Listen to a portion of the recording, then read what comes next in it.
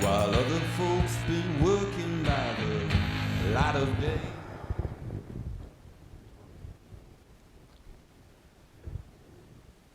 Buenas noches, señoras y señores, jóvenes de todas las edades. Esto es Crisol de Cultura en su programa 162. Desde la televisión de Ferrol, la ciudad gallega ilustrada por excelencia. Y es desde esta geografía del noroeste de España que damos a todos ustedes, a todos vosotros, la más cordial bienvenida en este sábado 24 de junio de 2023. Saludos de mucho afecto a todos nuestros espectadores en Hispanoamérica y en general a todos cuantos entiendan y conozcan la lengua castellana, la lengua española más universal.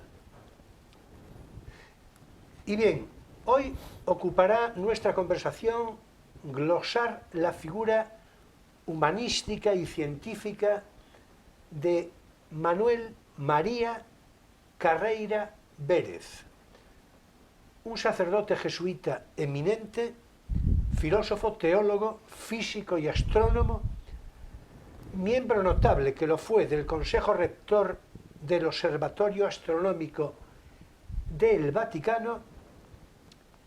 Colaboró en diferentes proyectos, además con la Agencia Espacial Norteamericana de la NASA, y es inequívocamente un paradigma destacado de la dialéctica conceptual entre la ciencia y la fe. Tanto así que aciertan y lo describen de manera completa aquellos que le dicen científico con sotana.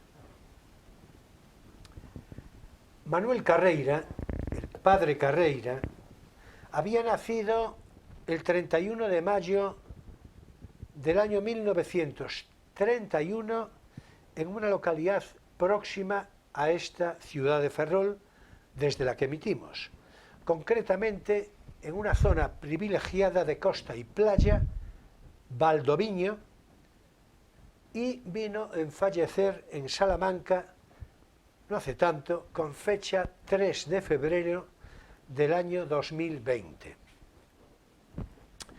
Estudió en diferentes centros universitarios y él mismo daría clase posteriormente en variados ámbitos de universidad. Se ha de señalar, para, en fin, reconocer en dibujo la personalidad de Manuel Carreira, se ha de señalar, digo, su periplo de estudios más significado. La Universidad Pontificia de Comillas, en España, entre los años 1954 a 1957, la Cleveland State University, en Ohio, Estados Unidos, de 1962 a 1966, y más tarde, con diferentes cronologías, en la Universidad de Salamanca y en la Universidad Católica de América, en Washington, ámbito universitario, por cierto, que había sido concebido en su momento por el Papa León XIII, en el siglo XIX, como centro de investigación. Seguramente un gesto asimilable, muy propio, seguramente de la inspiración de la encíclica Rerum Novarum de León XIII. Manuel María Carreira Vérez, que a ver si realización nos puede mostrar una fotografía para que Urbite Torbi sea reconocido por aquellos para los que no se les ponga semblante. Ahí lo tenemos, es una fotografía además, en fin, agradable, con esa sonrisa característica del padre Carreira, ¿verdad?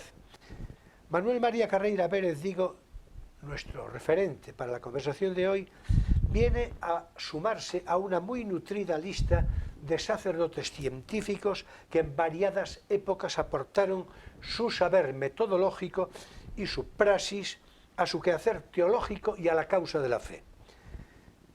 Sirvan algunos ejemplos memorables y conocidos a modo de muestra singular, a saber, Roger Bacon, epítome magnífico de la Universidad de Oxford, fallecido hacia finales del siglo XIII y cuyo sobrenombre latino, Doctor Mirabilis, doctor admirable, parece que lo explica todo. Copérnico, que transitará por el siglo XVI, Kircher, ya en el siglo XVII, muy reconocido, por otra parte, por la proyección de imágenes a través de la llamada linterna mágica. Mendel, claro, Gregorio Mendel, ya durante el siglo XIX, con sus famosas leyes de Mendel, que dará origen al descubrimiento de las leyes de la genética. En fin, y para hablar de todo esto, me acompaña, como es mejor costumbre, Emilio Saldaña, profesor de filosofía, a quien ha de complacerle muy especialmente cuanto hoy haya de orientar la conversación. Estoy segura. Buenas noches, Emilio. Hola, buenas noches. Y es nuestro invitado, como ya anuncié la pasada semana, Miguel Álvarez Soaje, contertulio habitual de este plató de Crisol de Cultura, farmacéutico y doctor en Historia de la Ciencia. Fue él quien me propuso hablar de Manuel María Carreira Vélez, y tengo que decir que supuso para mí una grande alegría, así se lo hice saber además, porque tengo yo desde hace años reconocimiento y admiración por el padre Carreira, y además en su plural disciplinar, admiración y reconocimiento al filósofo, al teólogo, al científico, incluyendo sus planteamientos más audaces, su corpus argumental de un fuste sobresaliente, y nada se diga también de la conclusión de esperanza en la fe conceptual, en la fe revelada, en la fe considerada como a priorismo y determinación, de tal forma que muy bien podría decirse que no creerá quien no se deje creer, naturalmente, de buena fe. Bueno, buenas noches, Miguel. Como siempre, bienvenido, un placer recibirte. Muy bien, igualmente un placer, como siempre, compartir con vosotros esta noche y a este personaje que realmente merece la pena conocer. Estoy totalmente de acuerdo, ya lo sabes que estoy totalmente de acuerdo. Me consta. Bueno, vamos a ver, la compleja y tan rica personalidad que venimos describiendo, filosófica y teológica, humanística y científica, del padre Carreira, sus libros, sus conferencias, sus clases magistrales, sus cursos ya de una u otra disciplina, que fueron muchos y muy variados, su experiencia práctica físico-astronómica, todo eso parece que aconseja seguir un procedimiento más reglado en las pautas de la conversación, incluyendo algunas de sus frases célebres y repetidas por él en diferentes foros. En consecuencia, si te parece, Miguel, si os parece en general, inicia tú mismo, Miguel, la prefiguración que mejor entiendas de la personalidad del padre Carreira, dedícale el tiempo suficiente a tal fin, expláyate como quieras, seguidamente invitaré a Emilio a que haga lo propio y luego la argamasa de la conversación ya irá tomando cuerpo con vuestras respectivas conclusiones previas y ese apunte de frases a los que me refería, digamos, como interpelación, como provocación. Así que adelante, Miguel, y que Dios nos ilumine, que cumple decirlo así por esta vez, con mayor propiedad, ¿verdad? Adelante. Muy bien, pues nada, yo creo que el personaje, como todos los que venimos trayendo desde hace años, pues merece la pena, ¿no? Y con ese toque de cierta pena, ¿no? Porque siempre son personajes que decimos, joder, qué pena que no se les haya conocido más, que no se les haya estudiado más, ¿no? Con más criterio, con más seriedad, ¿no?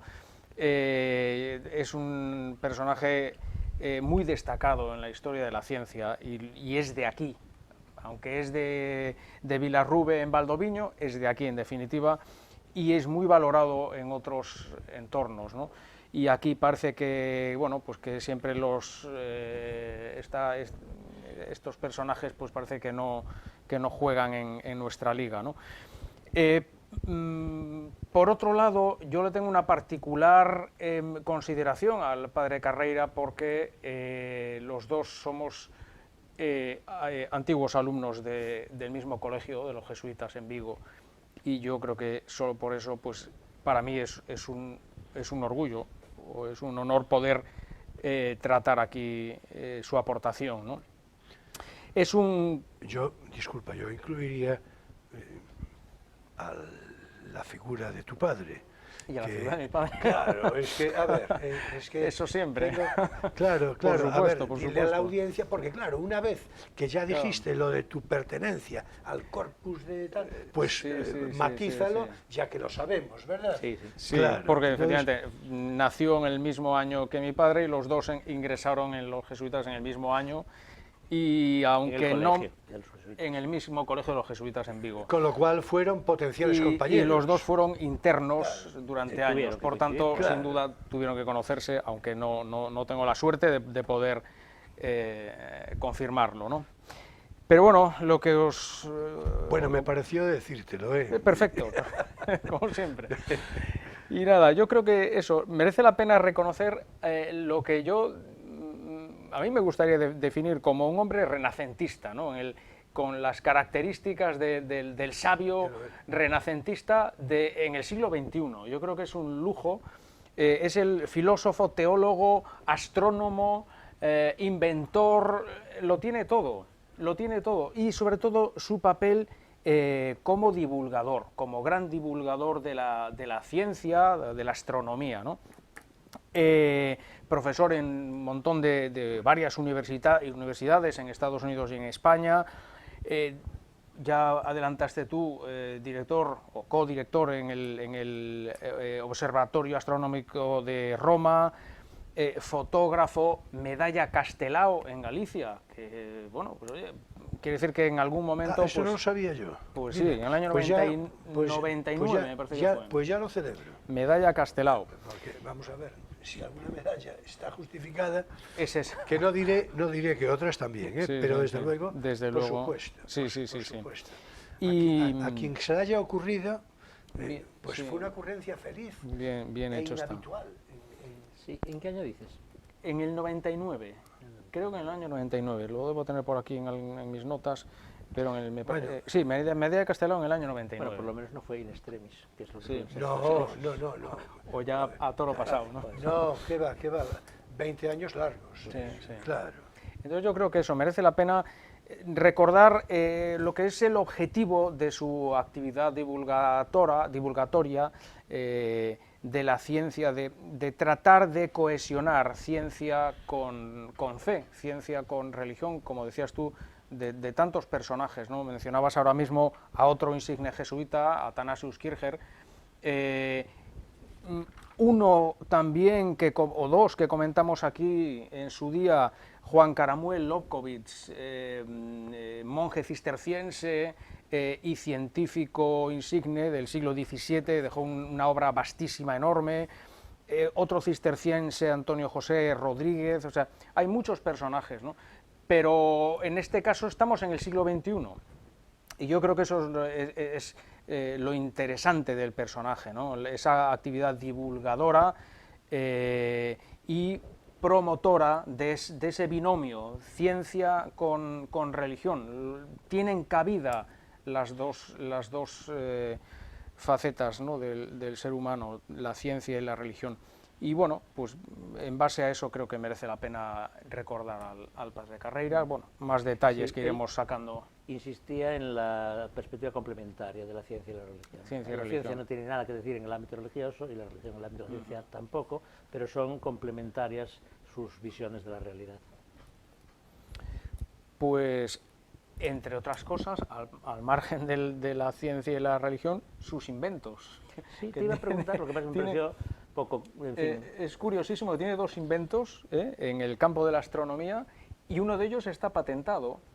yo estuve buscando en internet lo que es el artilugio, es simpaticísimo, porque son como unos prismáticos con un brazo articulado que proyecta esos prismáticos sobre un espejo cóncavo que el usuario puede mover, de tal manera que no hace falta estar en mitad de la noche mirando con el cuello retorcido hacia el firmamento. Esto te permite coger como si fuese un microscopio y con tus dos binoculares puedes estar mirando para abajo todo el cielo, todo el firmamento, ¿no? Bueno, pues ese artilugio que inventó Carreira pues fue patentado y vendió la patente y hoy es un artilugio reconocido y vendido y utilizado a nivel mundial, ¿no? Bueno, yo tengo que decir una cosa porque no tenéis por qué saberlo. Tú lo tienes, No, el aparato. no. Pero en realidad es que él ya venía así, digamos, construido genéticamente. Porque de niño, Sí, ya construyó un telescopio claro, de cartón. lo sabe. Hombre, él es el Se experto sabía. invitado. Construyó un telescopio de exactamente. cartón con unas lentes y Sí, tal, sí, pero que funcionaba. Y funcionaba. Pero que funcionaba. O sea, de niño, pero de niño, hay que decir de niño, claro, porque después sí, las sí. cosas son como son. ¿Y por qué? Pues claro, porque ya venía así. Entonces, Sí. se habla que de sobre 10 años, Sí, por ahí, acaso por ahí. algo menos.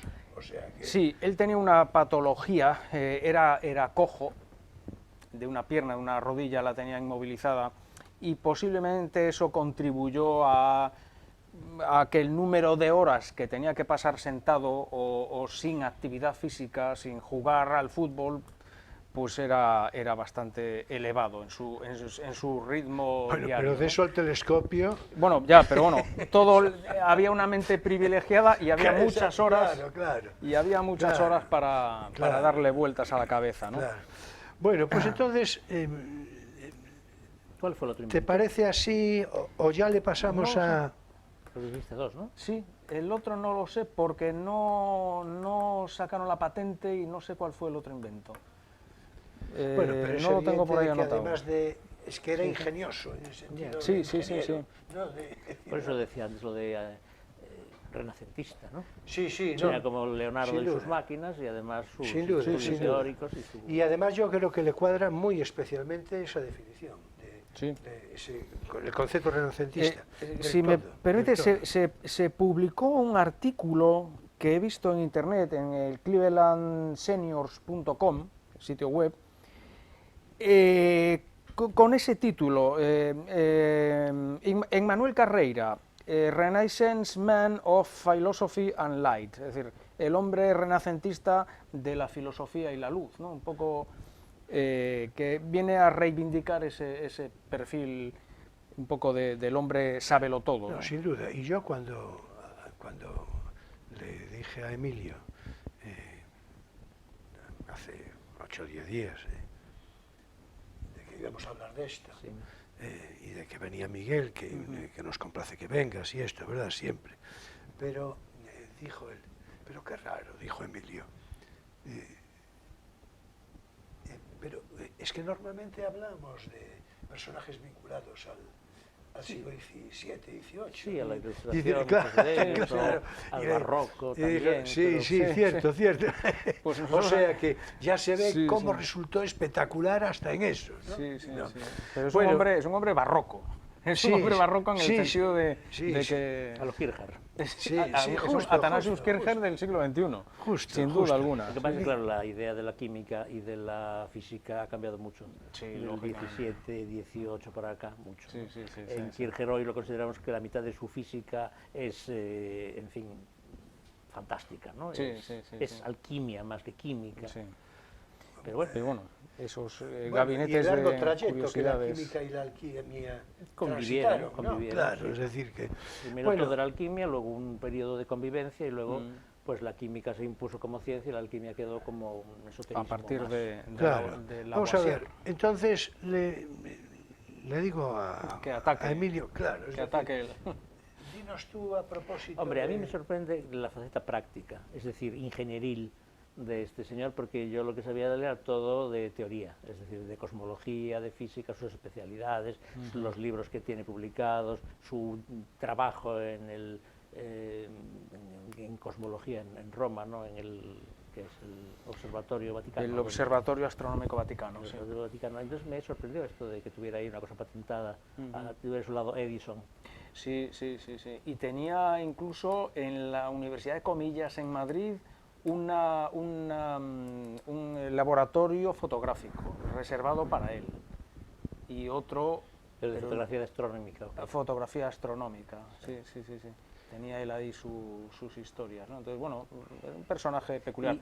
El primer cuarto oscuro que tuvo también se lo construyó él en su casa con una habitación para revelar, y se lo hizo él, se lo construyó él. Era un hombre mañoso, además de un científico puro. Exactamente. Sí, ¿Y cuánto tiempo estuvo en España? Porque dices que estuvo mucho tiempo en el extranjero.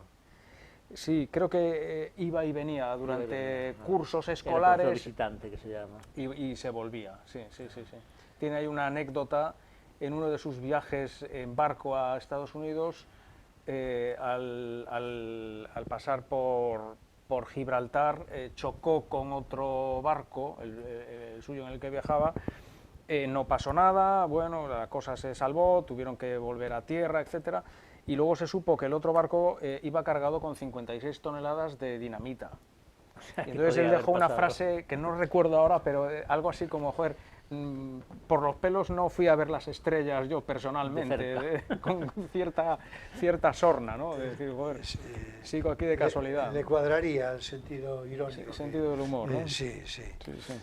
Bueno, vamos a citar algunas referencias de títulos de libros, entre los que destaca, me decías tú, y es verdad. Bueno, es el único que conozco yo. Conozco otro más donde él tiene una aportación, pero es un libro común que se llama El cristianismo ante la ciencia, Los cristianos ante la ciencia, o algo así. Pero el libro que todavía está ahora en su segunda edición, creo, conseguible, es el de La metafísica de la materia. Sí, metafísica de la materia, que parece un cierto principio de contradicción, ¿no? Así, ¿no?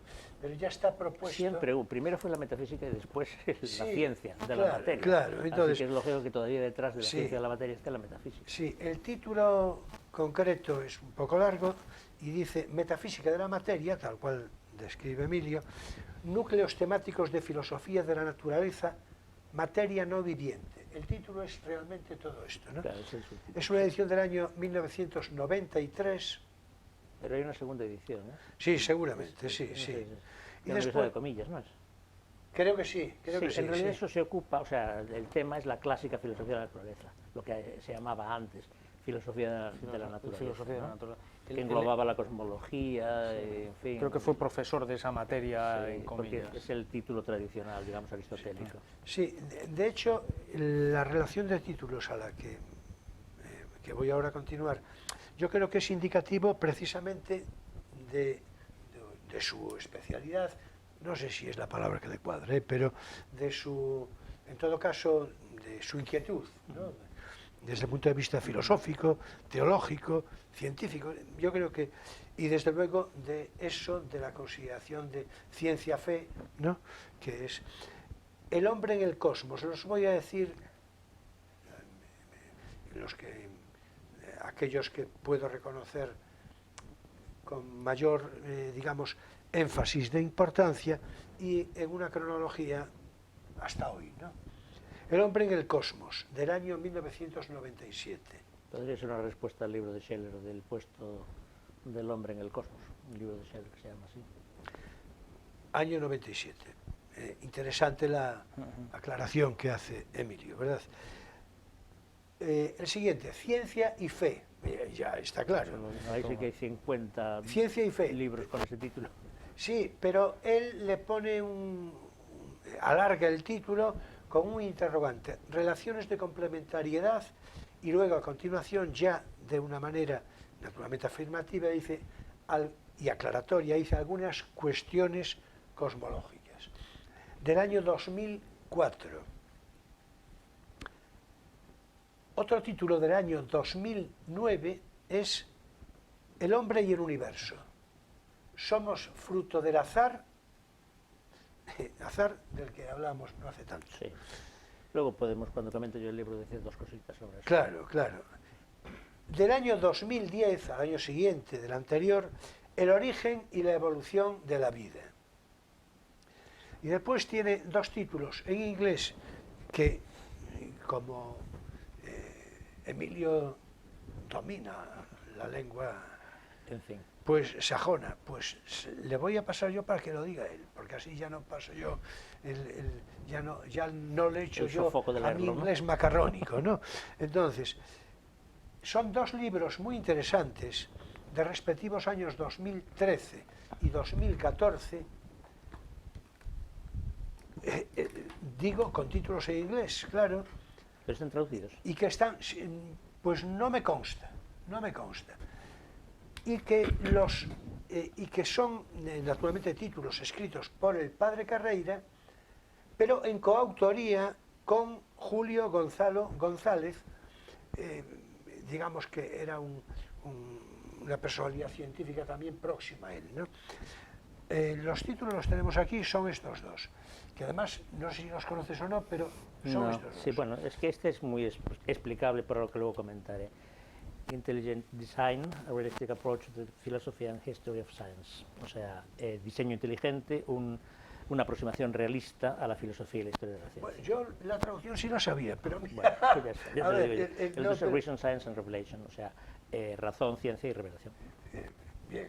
bien, ¿no? Es decir, Sí. no- Pues claro. no sé si están, no deben estar traducidos, supongo. Pero lo del diseño inteligente, claro, es un tema que cualquier cosmólogo contemporáneo tiene que discutir. Bueno, entonces yo que tiene que creo... ver con lo del azar. El azar, Claro, el diseño claro. y la necesidad son las tres posiciones de explicación del sentido de la existencia del universo. O es casualidad, o hay alguien detrás, o durante, o Bueno, es una combinación en este de esas dos sentido, cosas. en este sentido vamos a hacer una cosa. Vamos a entrar en la recomendación del libro, que mira Sí, por ya lo dónde voy. ya, Vamos a entrar en Porque la trata de todo recomendación eso. del libro y luego yo ya, como vienes diciendo lo del azar y bueno y otras, y por echar mano de las frases, ¿no? Ya abrimos con consideraciones Muy a bien. propósito de esto, ¿no?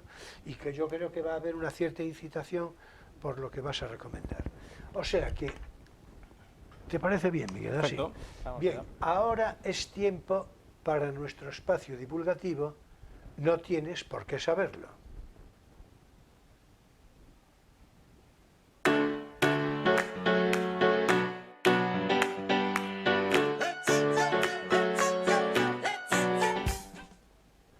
Bueno, y hoy traía yo también, pero preferencia total para el libro que trae para recomendar Emilio, porque resulta del todo connivente con el asunto que ahora mismo nos está ocupando en conversación, no tanto con el padre Carreira, cuanto con el ámbito científico, ¿no? Sí, y Así científico que- de él, es decir, la cosmología, Sí, la claro. física subyacente y los temas afines. En efecto, así que adelante. El libro Emilio. es El universo inteligente, de James Garner, que es un científico importante, pero que, como tantos científicos importantes, es un gran divulgador, como lo fue Hawking, como lo es actualmente Penrose y todos estos, ¿no? Es una cosa que siempre me llamó la atención de los científicos americanos, sobre todo, pero también ingleses, que compatibilizan perfectamente ser científicos de vanguardia y de importancia internacional y al mismo tiempo grandes comunicadores y grandes divulgadores. Bueno, pues James Garner es uno de estos. Entonces este libro, que no es excesivamente antiguo, porque en estas cosas un año ya se nota, los libros se quedan anticuados enseguida, pero este, como era muy de vanguardia en su momento, todavía mantiene su vigencia, entre otras cosas porque algunas de las tesis que propone son muy radicales o muy innovadoras. Es del 2007, la traducción es del 2008, o sea que, bueno, sigue siendo un libro que se tiene que leer con aprovechamiento. El subtítulo es Una auténtica revolución, la inteligencia propia del cosmos. Bueno, el tema es naturalmente la pregunta fundamental de qué sentido tiene el cosmos, la existencia, hacia dónde va, sobre todo desde que todo el mundo comparte una visión evolutiva del universo. Cuando el universo se consideraba una cosa estática, que no tenía una continuidad que era igual que había sido siempre, es decir, lo que llamamos ahora el paradigma de Newton, pues la pregunta del sentido del universo pues era una pregunta específicamente filosófica o religiosa, no era una pregunta de la ciencia. La cosmología no se hacía esa pregunta, los astrónomos no se hacían esa pregunta. Cuando se introduce la evolución del universo, que es una idea que salta de la evolución de la vida de Darwin del 19 al siglo XX, con la cosmología evolucionista, pues entonces, claro, aparece en cosmología la pregunta por el sentido de a dónde va, de por qué, de para qué, el problema de la finalidad que se había expulsado por Newton y por Descartes. Y entonces estamos en las teorías del siglo XX de las concepciones del universo. Digamos que la concepción estándar es hace 13.800 millones de años, hay una singularidad, el famoso Big Bang, del cual deriva el universo, que empieza a expandirse, a crecer, a enfriarse, y las leyes físicas van también cambiando a su vez, y entonces pues van diferenciándose. Primero hay solo dos fuerzas, luego tres, ahora hay las cuatro clásicas, no sabemos a dónde irá todo esto. Y claro, la pregunta de a dónde irá es la pregunta por el sentido del universo. Entonces, el sentido es la pregunta por la dirección y por el futuro, pero también la pregunta por el origen. Entonces, como le decía antes a Manuel, hay como tres posiciones. La posición de que el universo tiene un sentido y tiene alguien detrás que lo diseña, la famosa cuestión del diseño inteligente que sale en el libro de Carreira. La posición de que no, es fruto del azar, es una mera casualidad. O la posición, digamos, panteísta de que el universo tiene una necesidad interna que no se puede explicar desde fuera. A estas dos posiciones últimas le dedicamos Monod, que es un premio Nobel de biología, creo, o de medicina, no sé. Bueno, le dedicamos un libro, El azar y la necesidad, y se pone del lado del azar. Es decir, el universo es una casualidad que tiene unas leyes que casualmente han resultado en la evolución que sabemos hoy que viene teniendo. Y después está la otra posición que, claro, intenta conciliar pues la idea de que las cosas tienen un sentido y de que la evolución lleva a alguna parte en función de una intención, que serían más o menos teístas o más o menos, en fin, compatibles con la religión. En esta línea, Lemaitre primero, con su huevo cósmico, y después, sobre todo, Teilhard de Chardin, pues diseñan una teología de la evolución del mundo compatible con la creencia en un Dios creador y providente. Esa es un poco la idea. Entonces Carreira claramente debe estar del lado, por lo que yo he entendido, de estas posiciones de la compatibilidad entre un universo cuyo sentido estaría diseñado y prefigurado por Dios y una evolución física constatable por cualquiera, tanto si es creyente como si es agnóstico como si es ateo. Bueno, pues este libro discute todas estas cosas, pero desde un punto de vista de los últimos resultados de la ciencia contemporánea, y propone una nueva explicación que está vinculada a lo que se llama el principio antrópico, que aquí no le llaman así, aquí le llaman el universo amigable, creo, o bioamigable, ahora no me acuerdo cómo es el término que utiliza, un término raro. La idea es que la vida es una cosa tan rara y depende de unas variables tan estrictas que el mínimo cambio haría imposible la aparición de la vida en la Tierra, que es lo que conocemos de la vida, claro, hace 4.500 millones de años más o menos. Y si una variable mínima se cambia, no habría llegado el universo a dar las condiciones aquí, en aquel momento, para la aparición de la vida. Entonces esto lleva a una serie de señores a elaborar lo que llaman el principio antrópico, que es que el universo existe y evolucionó tal y como evolucionó precisamente para que apareciera la vida en la Tierra. Esta es una idea que también es de Teilhard también. Es decir, el universo es una cosmosfera que evoluciona hasta que en un punto determinado da un salto cualitativo y aparece la vida, y aparece la biosfera, que en otro punto determinado, más adelante en el tiempo, da lugar a la tercera esfera, que sería la noosfera, es decir, la esfera de la inteligencia, la aparición de la inteligencia del hombre. Por tanto, el sentido del universo es la aparición de la inteligencia humana, y el sentido de la evolución de la humanidad y de la inteligencia humana es llegar a lo que llamaba Teilhard el punto omega, que es Dios, es decir, la famosa deificación de San Pablo, pero en fin, transportada a los conceptos de la cosmología evolucionista del siglo XX. Esa es un poco la idea. Entonces, cogiendo esta idea de que la evolución del universo no se puede separar de la aparición y de la evolución de la inteligencia, pues el autor propone otra hipótesis. ¿Y si el universo hubiera evolucionado de tal manera que su finalidad es precisamente la aparición de la evolución de la inteligencia, es decir, por lo que nosotros sabemos la nuestra, por ahora nada más, y la evolución de la inteligencia tenga su sentido en llegar a poder realizar un cambio cósmico. A ver, lo voy a decir con una frase suya. La hipótesis de la alternativa de Gardner es un estado final del cosmos en el cual una forma de inteligencia grupal altamente evolucionada diseña una renovación cósmica y el nacimiento de un nuevo universo. ¿Hasta qué punto esto sería la unidad teándrica de San Pablo o de Teilhard? Yo no lo voy a, en fin, discutir, yo ahí lo dejo. Entonces el libro, claro, maneja prácticamente toda la filosofía, perdón, toda la ciencia contemporánea que está por debajo de la cosmología actual. Y es muy interesante, muy claro, aunque a veces, en fin, un poquito exigente, y yo creo que es un libro apasionante, realmente. Y encima tiene fotos en color, que ya es el colmo, en un libro de estos. Fotos aquí de, en fin, las típicas fotos estas del universo, de las galaxias, que son así como para mirarlas una hora, y que la mitad de ellas encima no son de los colores de verdad, sino que son coloreadas por los que hacen la foto. Pero bueno, el resultado es... Entonces, pues muy interesante, esa es la idea. ¿Evoluciona el universo para crear la inteligencia? Como ya dijo Teilhard, y entonces el sentido de inteligencia es la aparición del hombre, como se ha dicho siempre desde la Biblia. ¿Y cuál es el sentido de la inteligencia y su evolución? ¿Es el acercamiento y la fusión con Dios, como dice Teilhard recogiendo a San Pablo? ¿O es la aparición de un estado en el cual esa especie de unificación entre mundo y mente cósmica sería capaz ya de producir un nuevo universo, que es la tesis revolucionaria, yo creo, de Gardner?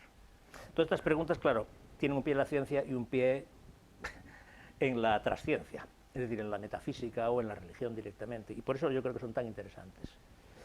Y bueno, yo creo que pues, ya lo he presentado. El universo inteligente de James Gardner. Sí, edición del te referías en Robin Book. A Teilhard repetidamente, de Chardin. Sí, es decir, claro, no lo digo, no es por complementar, sino sí, un poco por orientar, ¿no? Porque otro jesuita, por cierto. Sí, otro, la línea de Kirchner, de Mendel, sí, otro jesuita. Y del padre Carreira. Es decir, estamos, entonces, bien. Bueno, y de Gardner, que también discutió sobre la poligenesia y otras hipótesis evolutivas, ¿eh? O sea, hay muchos jesuitas involucrados en la discusión sobre la evolución, sobre todo la evolución de la vida. Lo que caracteriza este libro es que, claro, la vida no es más que la culminación de la evolución del universo. No, bueno, no sabes qué bien nos viene para continuar la conversación. Por cierto, cuando hablaste de Jacques Monod, ¿no? Sí, Monod. Del azar y la necesidad, pues me vino a mí una cosa así, porque yo ese libro, yo creo que lo debía haber leído hace unos 40 años. Sí, pues mira, el azar 35 o 40 años. Demócrito y sus herederos, la necesidad sería el panteísmo, sería Spinoza y sus adláteres, claro, y lo que queda fuera pues es el diseño, es decir, la voluntad y el sentido del creador y de la providencia. Bueno, Spinoza es el paradigma panteísta. Es decir, ¿no? Claro, panteísta de la necesidad. Exactamente. El mundo existe porque tiene que existir, porque se funda en sí mismo y no tiene una exterioridad que lo explique. Bueno, yo creo que salió redondo, ¿verdad? ¿Estamos de acuerdo? Como además es una foto así tan, ¿verdad? Tan, sí. Tan astronómica y tan la luna allí puesta. Las ilustraciones, estas que bueno, una de ellas que acabo de enseñar, claro, es una foto del famoso Big Bang. Claro, es que iba a referirme a eso, sí, es más, iba a referirme y me voy a seguir refiriendo ahora con la incitación de... No sé si hay alguna más. Aquí tiene un esquemita, ¿ves?, de cómo sería la evolución. El Big Bang, el momento ese de explosión ultra rápida. Pero la explosión viene mucho más significada en la ilustración anterior. Claro, pero esto es en el eje cronológico del tiempo. La historia sería este momento. Por eso es más espectacular lo de... Yo alguna vez lo he podríamos decir... ¿Qué va a pasar con el universo? Vamos a parafrasear a... Ya os contaré. Vamos a parafrasear a... Ya sé que esto parece una heterodoxia, en cierto modo lo es, ¿no? A Javier Crae, la hoguera. Sí. La hoguera. Bueno, eso es uno de los finales posibles. ¿No? Partimos por el principio, por la explosión. Pero mira, los finales posibles son o que llegue un momento que se estabilice todo. No, no, y no, caigamos yo en la decía al eternidad. principio, yo me refería al Al principio. principio ya nadie lo discute, es el Big Bang. Es decir, sí, Todo sí. lo que se discute es lo que hay antes del principio, que es una tautología, naturalmente. Porque Sí, antes del pero- principio no hay antes. Claro. Antes del antes. Pero estás no pinchando existe. el globo, porque sin querer, sin querer. Lo estás pinchando porque es precisamente ¿Pero por vas a ahí decir tú? por donde iba a entrar. Sí. Pues venga. Así que hasta aquí nuestro espacio divulgativo, no tienes por qué saberlo.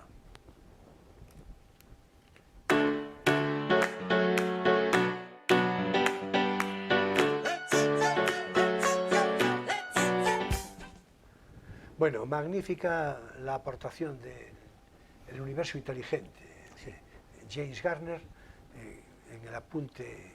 La idea es, el universo evolucionaría hasta hacerse inteligente. Sí, y entonces a partir de aquí, digo que vino magnífico porque es que cuadra de una manera absoluta. Ya algo te había comentado de, Sí. de la asimilación, digamos, conceptual, ¿no? Y del propio padre Carreira, ¿no? Entonces, mira que bien vino lo del Big Bang, porque iba a citar yo eso. O sea, lo conocido, sí, bueno, pero vamos a explicitar lo conocido, ¿no? Entonces, como yo tengo aquí así algunas preguntas que hacer, ¿no? Para incitar la conversación, el Big Bang, en efecto, lo acaba de describir más o menos. Empieza así. Érase claro. una vez hace 13.800 millones de años En efecto. algo inexplicable Entonces, que llamamos una singularidad. Claro, ¿qué dice el padre Carreira de esto? ¿Qué es lo que, no? ¿Qué es el Big Bang?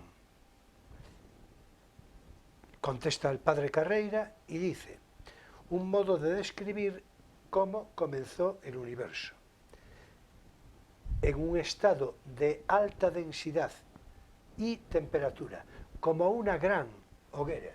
Claro, Big Bang literalmente significa la gran explosión. En efecto. Y a continuación apostilla Manuel Carreira. Es algo demostrado, indudable, porque además se han encontrado las cenizas de aquel fuego. Sí, esa foto de la radiación cósmica de fondo Claro, es lo que queda del Big Bang. Eso, claro, por eso lo citaba, por eso lo citaba. Pero el padre Carreira, con su naturaleza pedagógica y su agudeza intelectual, continúa y dice: la ciencia, que es algo ya de lo que venías, sobre el antes del Big Bang, dice que no se puede hablar de un antes, porque el tiempo no existe si no hay materia. Y el tiempo empieza. Sin embargo, continúa y redondea el padre Carreira, lo que sí tiene que aceptarse es que hay un paso directo de nada a algo. Y esto no lo puede explicar ninguna ley física. Sí, pero eso que está haciendo ya es una opción metafísica, es decir, es una respuesta de las posibles que hay. Antes del antes la ciencia no puede decir nada, porque si el tiempo empieza hace 30.800 millones de años, por definición, no se puede investigar ni la materia que no podría haber, ni el tiempo que no podría haber. Claro, pero claro. que antes del antes hubiera la nada, es una opción metafísica, porque Hawking, por ejemplo, dice, no, lo que había antes era otro universo que colapsó, y su colapso es el origen del siguiente. Bien, esa es la consideración que el propio padre Carreira,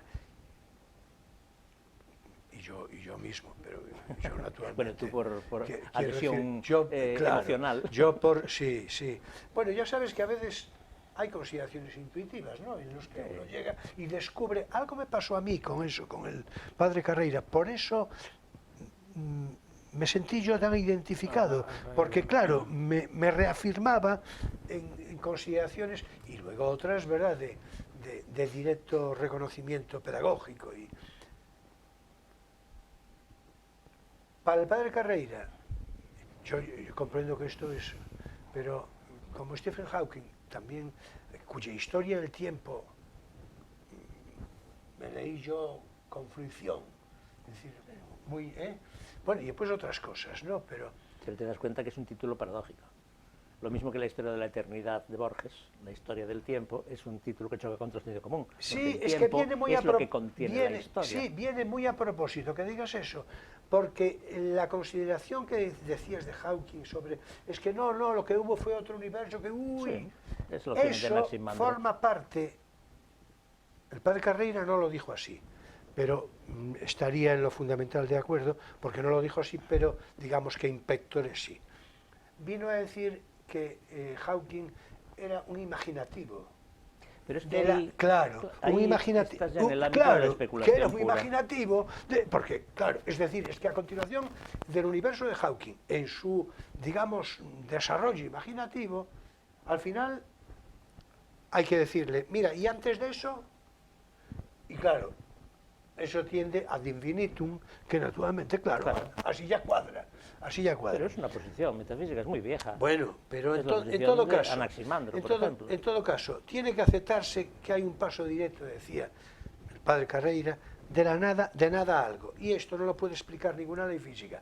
Lo de que no lo puede explicar ninguna ley física, esto es cierto. Bueno, por ahora. Bueno, pero esto, claro, formaría del optimismo antropológico. Hombre, claro.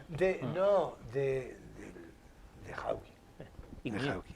Y tuyo. Yo no y- pierdo la esperanza de que algún día la ciencia pueda encontrar debajo de las cenizas del Big Bang el fuego. Pero lo que la ciencia no va... cuando encuentre la ciencia lo que desde mi consideración... La causa mía, del Big Bang, por sí, decirlo así. la mía, sí. Cuando encuentres, no va a decir que es eso.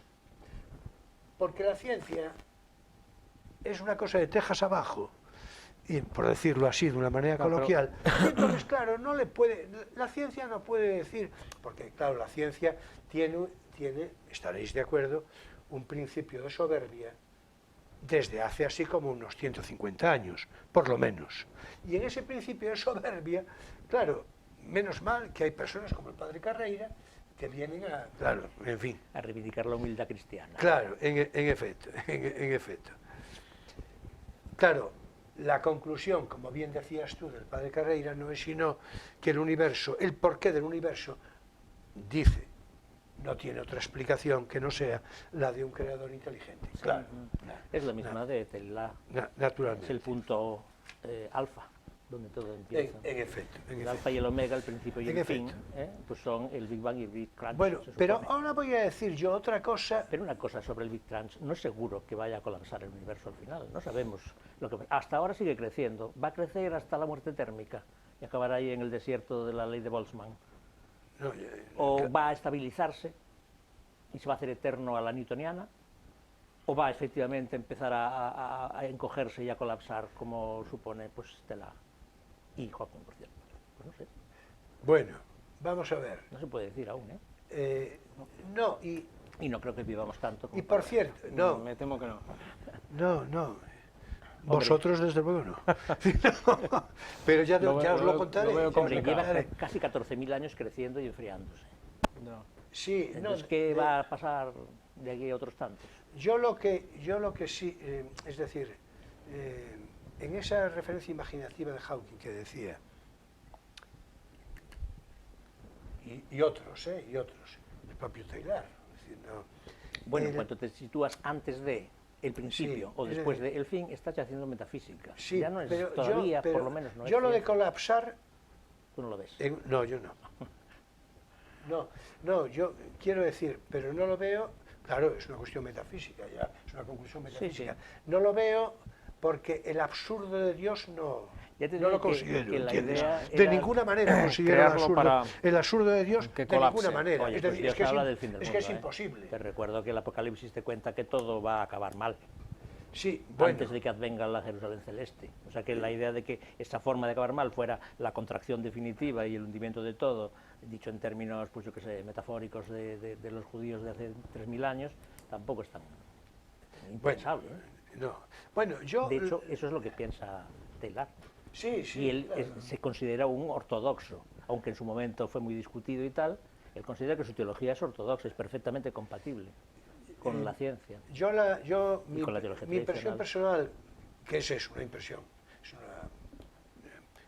me gustaría decir una intuición. Pero ¿cuál es su alternativa? Que las cosas seguirán dispersándose. No, yo lo que creo Siempre. es que hay sorpresa. Quiero decir Que habrá. que habrá, claro. Yo lo que creo es que las referencias especulativas, que es lo que tenemos que hacer, naturalmente, pero yo creo que las referencias especulativas, es decir, partiendo de la base del Dios creador, partiendo de la base del Dios creador. Si no se parte de esa base, naturalmente ya no. Partiendo de la base de un Dios creador, es evidente que las especulaciones no pueden comprender la realidad potencial, es decir, las especulaciones todas tienen que ver con un principio de observación y de contraste.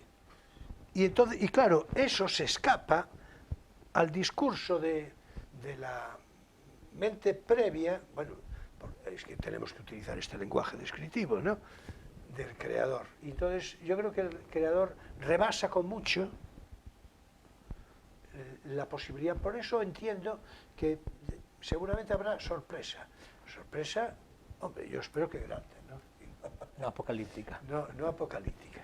Bueno, en todo caso, si me permitís, yo iba a decir que me parece muy interesante esto, que por cierto no sería imposible que estuviera en ese libro también. Bueno, en todo caso, continuando con las frases del padre Carreira, a mí me parece desde el punto de vista argumental muy interesante esto que dice.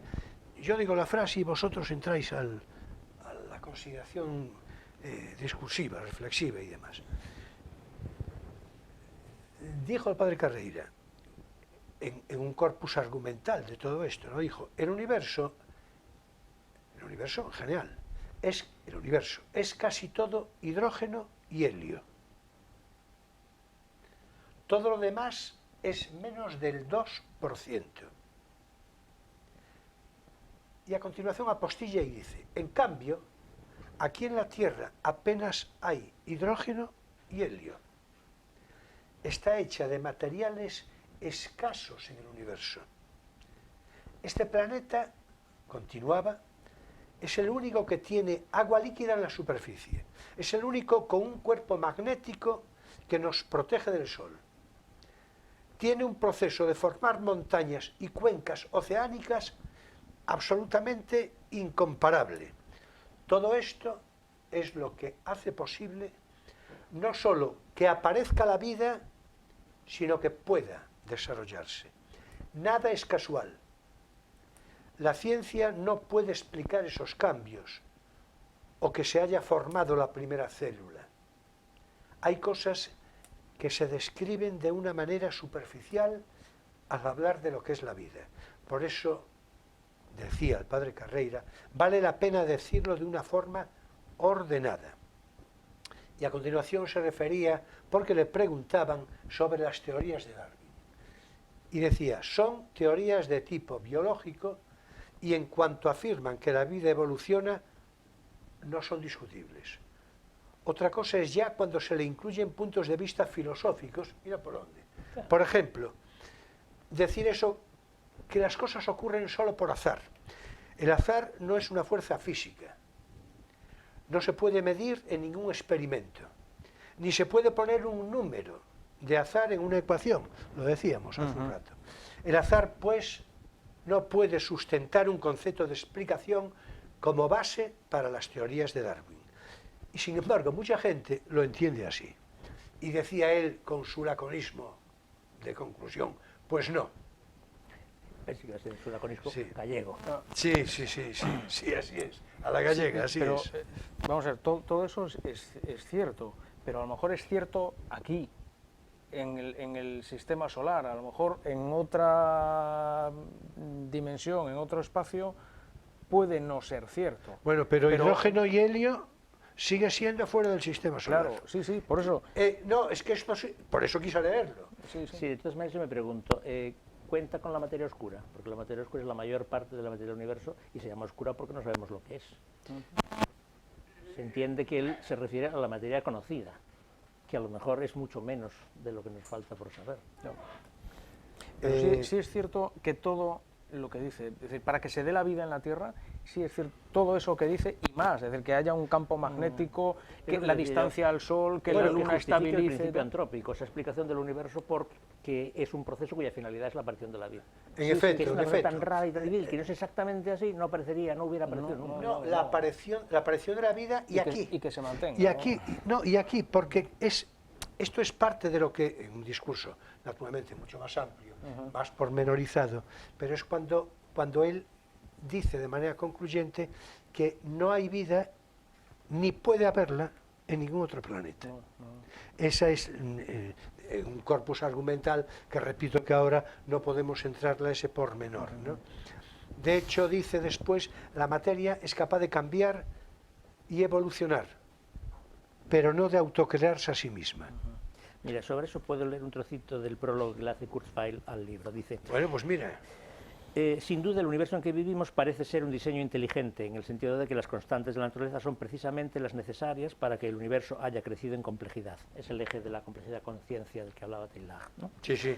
Si la constante cosmológica, la constante de Planck y las muchas otras constantes de la física tuvieran valores ligeramente distintos, los átomos, moléculas, estrellas, planetas, organismos, seres humanos y este libro habrían sido imposibles. Tal y como dice Gardner, el autor del libro, una multitud de factores están ajustados con fantástica exactitud hasta tal punto que hacen que el cosmos sea casi escalofriantemente bioamigable. Es la palabra que utiliza él, pero que equivale al principio antrópico de antes. ¿Por qué las reglas del universo son lo que son? Es una pregunta importante y es la que Gardner explora en este libro en detalle. O, añade, quizá nuestro universo no sea el experimento científico de alguien, sino el resultado de un proceso evolutivo y del azar. O sea, aquí no se inclina tajantemente por ninguna de las dos posiciones fundamentales, pero bueno. Bien, en todo caso está muy bien el complemento y yo iba a decir, voy a repetirlo, la materia, dice, palabras de Manuel Carreira, la materia es capaz de cambiar y de evolucionar, pero no de autocrearse a sí misma. Desde la física o la química no se puede explicar el pensamiento o la búsqueda del bien, de la verdad y de la belleza. La ciencia no me puede decir, decía Carreira, a mí tampoco, absolutamente nada del valor artístico de las meninas o del valor ético de una acción humana.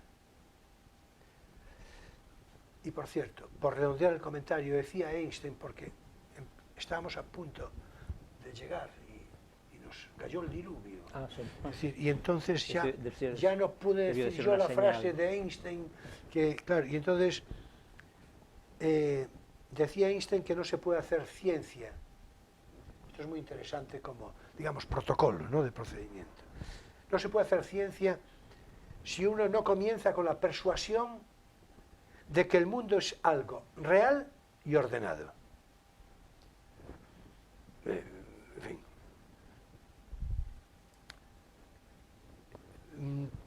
Yo creo que nos quedó bastante bien, pero Miguel, cierra tú como te parezca, porque nos queda muy poquito tiempo ya. Pues mira, voy a aprovechar cerrando con 3 ideas, si me permites. Por un lado, recordando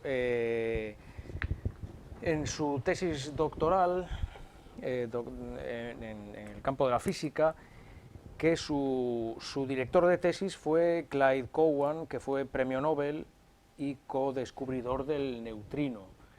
Y en esas estaba Carreira trabajando con Cowan cuando falleció Cowan. Y entonces, digamos que en cierta manera quedó cojo en ese sentido el futuro científico de Carreira. Es decir, ¿a dónde habría llegado quizá si su director de tesis le hubiera podido acompañar, ¿no? Y si alguien quiere saber algo más, hay un artículo muy bueno, lo firma Carlos Vizcasillas Vázquez, en una revista, Journal of Astronomical History and Heritage.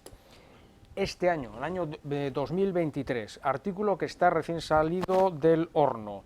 Y Vizcasillas reivindica el papel de Carreira. Es un artículo en inglés, pero se lee perfectamente bien, un artículo extenso y hay notas biográficas, etcétera. El que quiera saber un poquito la biografía y la obra de Carreira, en este artículo que está en internet, y perfectamente se pueden tener las ideas fundamentales.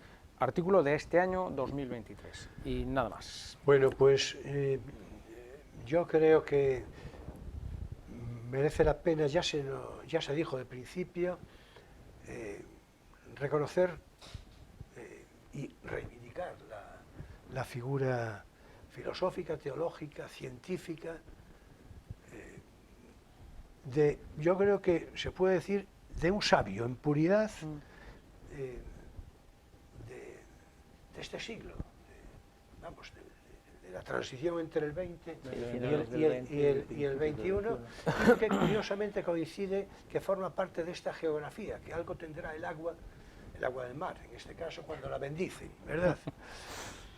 Bueno, pues hasta aquí, perdón, quiero decir, ahora es tiempo para nuestro espacio lírico, Poesía eres tú.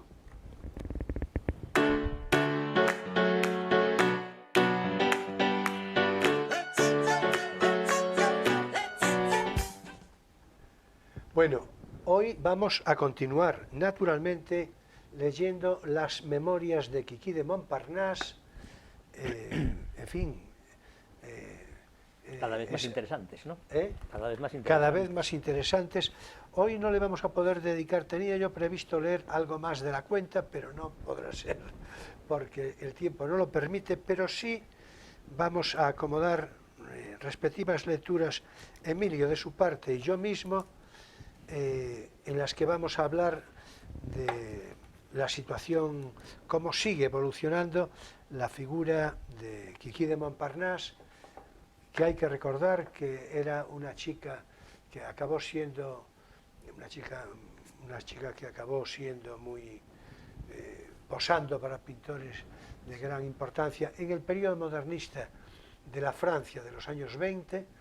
De hecho, las memorias están escritas hacia finales del 29 y que están transcritas por presuntamente Alejo Carpentier, el escritor cubano, reconocidas en trance hipnótico por el poeta que le hizo, el poeta ultraísta Mariano Brull, con lo cual es interesantísimo. Es el que le hizo la hipnosis. Sí, sí, sí. Bueno, así que, se dice. en efecto. Bueno, pues yo voy a dar lectura al párrafo Mi abuela, y dice así. Mi abuela era una viejecita muy buena. No creo haberle oído nunca decir que haya cosas que se deban hacer o no se deban hacer. Todo lo encontraba normal. Cuando yo iba a verla 1 o 2 veces al año, podía llevar a quien quisiera. Cuando me maquillaba, me miraba sonriente. Me decía, Alice, eres muy bonita, qué bien hueles. Le gustaba mucho que la peinara. Yo aprovechaba para hacerle peinados fantasiosos. Además le gustaba que le limpiara sus arrugas con agua de colonia, porque tenía tantas arrugas y con tanta tierra dentro. Los únicos recuerdos que cuenta de su vida son los de 1870. Había dado una bofetada a un prusiano que le había pellizcado las nalgas y además confesaba que al comienzo de su matrimonio su marido también le había dado una bofetada a ella. Pero su mayor aventura fue durante esta última guerra, en que muchos americanos andaban por los campos de alrededor de Châtillon. Hay que decir que mi abuela, como no, es muy curiosa, como yo misma, y me extraña que no le hayan pasado más cosas. Para resumir, un día en que volvía de muy lejos, divisó a una mujer que huía y luego, tras un árbol, a un joven soldado americano que arreglaba la hojarasca del suelo. Se detuvo junto a él preguntándose qué podría estar haciendo. Entonces el americano fue hacia ella, con billetes en la mano, en fin, haciéndole comprender que a pesar de lo vieja que era, él estaba deseando. Entonces mi abuela lo entendió todo. Le entró tanto pánico que dejó su carro lleno de haces de leña y echó a correr a través de un campo de remolachas, con cosa nada fácil, por cierto. Ese marrano, decía, quería deshonrarme en el bosque. Mi abuela tenía una amiga que había conseguido una casita levantando las piernas con los jóvenes americanos. Y mi abuela siempre ha sentido mucho no tener una casita. Pero ¿qué se le va a hacer? No servía para eso. Continúa Emilio. ¿Me toca a mí? Con este. La época sutín. Sí, así es. época Sutín. E aquí como conocí a Sutín. Salía yo de un espectáculo con una amiga que estaba tan en la miseria como yo. Entonces, como solo nos quedábamos unos pocos francos en el bolsillo que no nos servían ni para pagar una habitación, mi amiga me dijo que iba a llevarme a donde un ruso que vivía en Cité-Falvieja. Ya verás, vamos a comer tostadas con mantequilla, vamos a tomar té y además hay una buena calefacción. Llegamos y al subir por la escalera oímos como voces. Dentro había una mujer. Nos quedamos clavadas en la escalera. Hacía tanto frío. Habíamos pateado por la nieve derretida. Entonces nos quedamos en la escalera hasta las 2 de la mañana, agarrotadas por el frío, sin saber a dónde ir. Entonces yo empecé a llorar. Ella me dijo que quizá tuviéramos la suerte de encontrar a Sutín en su casa. Vivía en la casa de al lado. En el momento en que salimos, apareció. Me asustó un poco su aspecto salvaje, pero mi amiga me dijo que me tranquilizara. Entramos en un estudio donde hacía un poco menos de frío que fuera, pero Sutín se pasó toda la noche quemando todo lo que había en su estudio para calentarnos. Desde entonces Sutín me gustó. Fuimos casi inseparables durante algún tiempo. Sutín tenía 2 amigos que también fueron muy buenos conmigo. Qué hermoso cuarteto formábamos. En esa época yo me vestía con todos los pingos del barrio. Sombrero de hombre, una capa vieja, zapatos de 2 o 3 números distintos al mío. Si hubiera hecho más calor, hubiera ido descalza, porque iba dando traspiés a cada paso. Bueno, cada vez más atractivas, más literarias también, más interesantes, las memorias de Quiquí de Montparnasse, más maduras incluso. ¿Estamos de acuerdo? Hombre, ella va cumpliendo años, aquí se supone que debe tener sobre, yo qué sé, 25 a lo mejor, o algo menos. Algo menos, yo creo que algo menos. Y en todo caso tiene un espíritu muy adolescente y muy, ¿verdad? Sí. Bueno, hasta aquí nuestro espacio lírico, poesía, eres tú.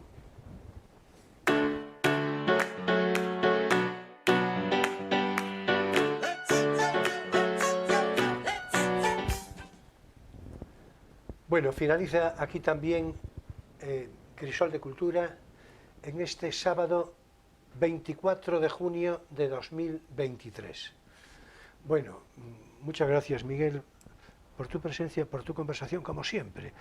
Yo creo que, ¿qué te parece? Yo creo que nos quedó Queda muy bien redondeado. Bien apañado. ¿Estás de acuerdo? Yo creo que sí. Muy bien, muy bien. A ver si le dedican una calle algún día a este hombre, porque Ferrolterra será por calles. Se lo merece. Será por calles. Hombre, yo no le quiero quitar la calle a nadie, pero se la quiero poner a otros. Es decir, pues, por ejemplo, por supuesto, a la memoria sí, y a la celebridad intelectual y renacentista del padre Carreira. Exactamente.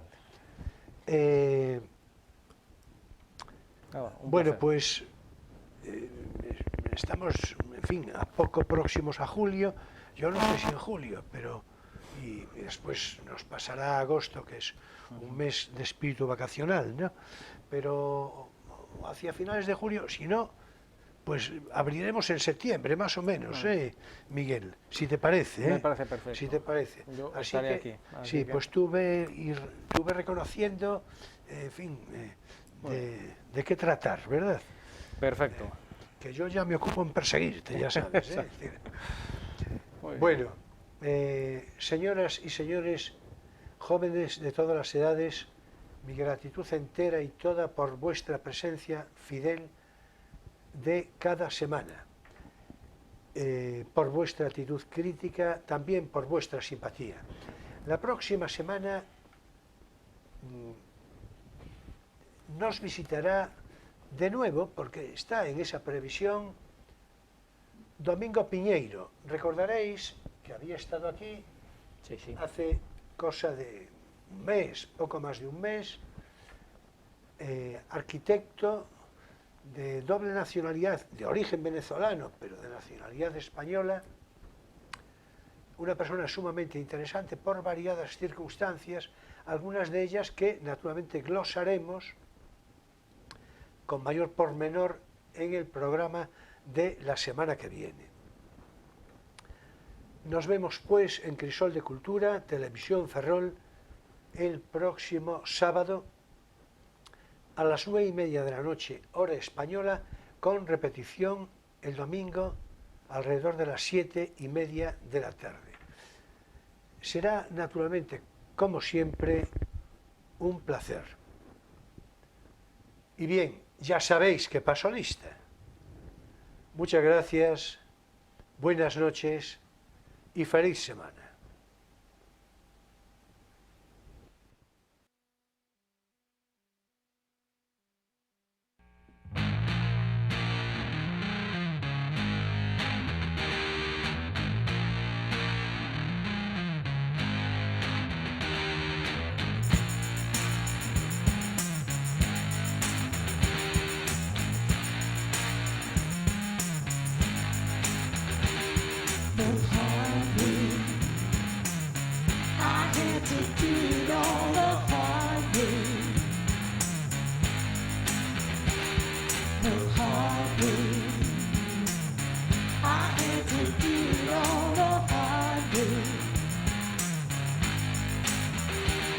While other folks been working by the light of day.